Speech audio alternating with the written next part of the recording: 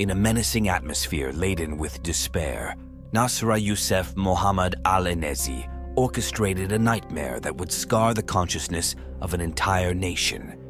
Nasra, once a part of a thriving household with 2 children and a husband, found herself plummeting into the abyss of jealousy and vengeance.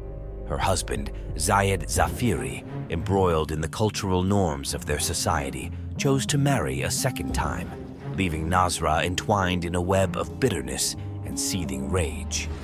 The landscape of her life, once filled with the colors of prosperity, now lay barren, decimated by the winds of betrayal. The harbinger of doom, Nasra meticulously devised a plan that would rain terror on the most joyous of occasions, her husband's wedding. In a spiteful act fueled by the dark fires of envy, she drenched a tent in petrol, a tent filled with the celebratory echoes of women and children, unbeknownst to the inferno that would soon consume them.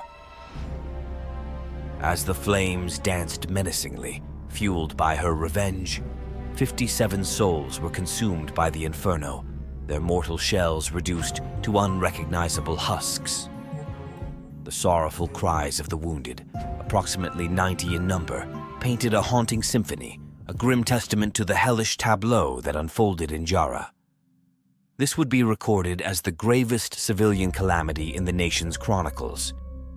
In the wake of the inferno, Nasra stood accused of not only premeditated murder and arson, but also attempted murder.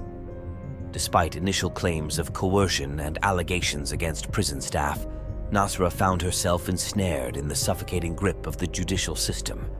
As her trial unfolded under the heavy, foreboding sky of October 27, 2009, dark clouds of despair hung heavily over the courtroom. Nasra's futile attempts to attribute her actions to childhood mental health issues and black magic rituals did little to sway the judgment of Judge Adil al-Sagar.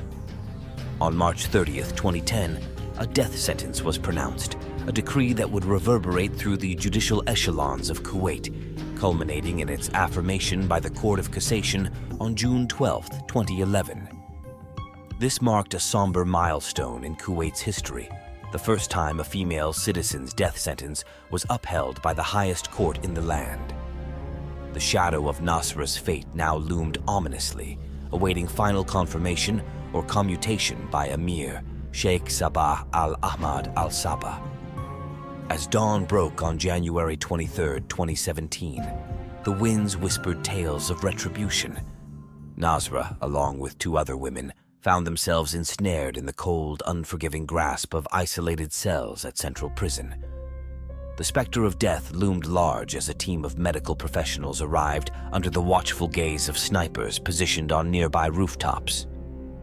Escorted to the execution site amidst a bleak landscape, Nasra was positioned on the gallows, the trapdoors beneath her feet, a chilling reminder of the abyss that awaited. With the pull of a lever, Nasra plummeted into the void, her dark journey reaching its inexorable conclusion. The somber tableau continued as 2 more women met their end on the gallows, their final moments marked by a state of near collapse. Their demise was shared by 4 men, one of royal lineage, marking the first execution of a royal in Kuwait.